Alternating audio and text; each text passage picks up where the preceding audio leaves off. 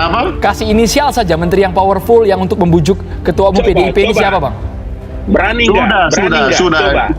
Sudah, barang itu sudah. Ali sudah tahu, pura-pura tidak tahu itu. Tidak. Demi Allah,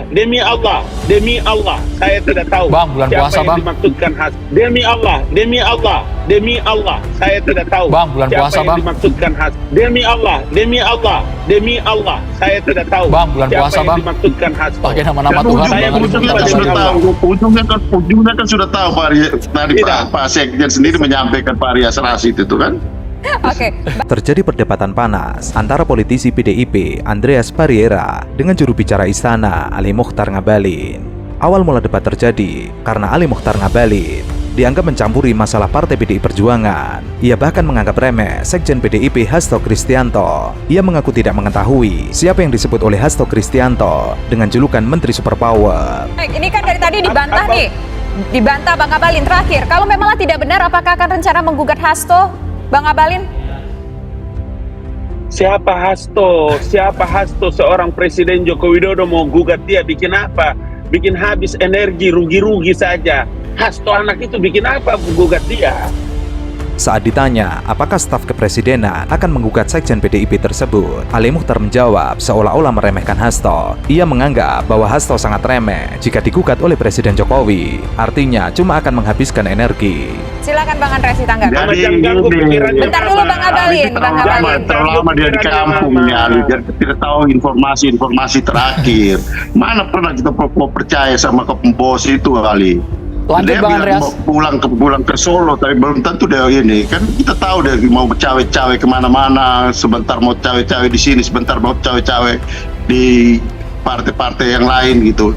Jadi ya apa yang disampaikan oleh Pak Hasto itu juga pasti ada dasarnya gitu. Dan sekaligus mengingatkan, cukup sudah kau cawe-cawe gitu. Jangan bikin kacau di partai ini, jangan bikin kacau di partai orang. Kalau kau bilang mau pulang ke Solo, pulanglah ke sana. Jadi Ali, kalau kau mau temanin dia ke sana, kau pulanglah ke sana, sama-sama kau ke Solo sana. Oke, silakan Bang Ali.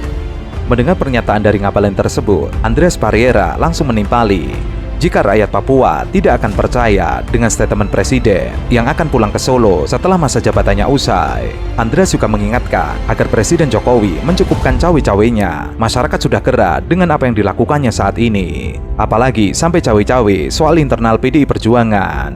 Mendengar jawaban Andreas tersebut, Ali Mochtar Ngabalin terlihat naik pitam. Ia meminta agar Andreas mengoreksi apa yang sudah dilakukannya saat ini, sampai calon yang diusung oleh PDIP kalah jauh dengan Prabowo Subianto. Jadi Dokter Andreas sama Hasto, jangan bikin ganggu Mama punya pikiran lagi kamu orang itu. Orang tua kamu orang ganggu hari-hari dengan perkara internal PDIP. Kamu orang salah kasih informasi sampai kalah kamu orang punya calon, bikin kacau lagi. Sudah, stop sudah itu, jangan bikin kacau Mama lagi.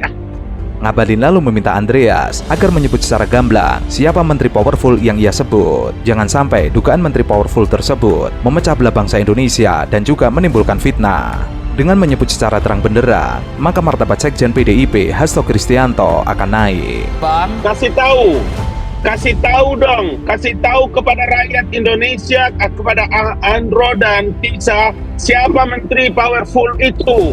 Jangan bersembunyi di balik segala macam fitnah dan adu domba. Bang. Sudah selesai pemilu. Kasih tahu siapa itu menteri powerfulnya itu. Please, tolong supaya jangan bikin fitnah baru. Itu Bang, maksudnya. tapi ini yang ngomong sekjen partai loh, berarti posisinya bukan main-main di partai tersebut, Bang Ngabalin. Iya, supaya sekjen itu punya harkat dan martabatnya direken karena partai besar. Hasto ditahu tentang sepak terjang politiknya. Ngomong siapa itu menteri yang punya powerful itu, kasih tahu. Tidak mau kalah, Andreas selalu menimpali jika menteri powerful tersebut memang cawe-cawe ke partainya, dan ia meminta agar ia berhenti cawe-cawe karena itu akan merusak partai politik. Ia lalu meminta agar Jokowi menghentikan cawe-cawe tersebut dan pulang ke Solo saja ditemani oleh Ali Mochtar Ngabalin. Dipastikan setelah ia pulang akan ada banyak penerusnya yang mengurusi bangsa ini.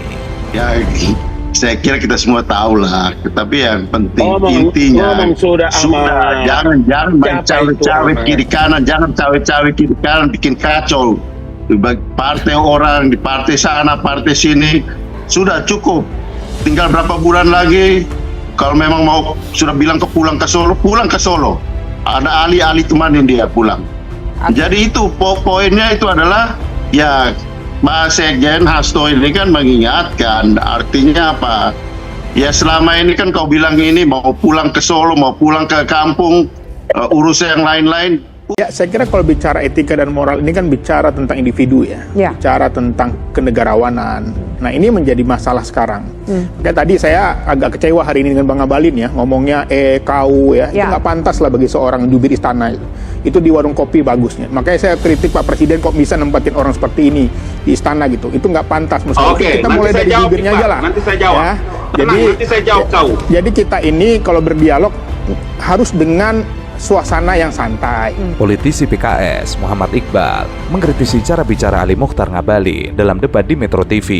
M. Iqbal mengatakan, penyebutan dan kau kepada lawan bicara Ali Mochtar Ngabalin sepatutnya tidak diucapkan, apalagi status Ngabalin sebagai juru bicara istana. Iqbal lalu menyebut, sepatutnya kata-kata tersebut diucapkan di warung kopi. Itulah mengapa dirinya mengkritik Presiden Jokowi yang membawa orang-orang yang sebenarnya tidak pantas untuk masuk ke istana.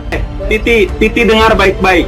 Dalam perkara perselisihan hasil pemilihan umum presiden dan wakil presiden tahun 2019 yang lalu kemarin itu, Mahkamah Konstitusi membuat satu keputusan nomor 1/PHPU, kemudian garis datar presiden 2024.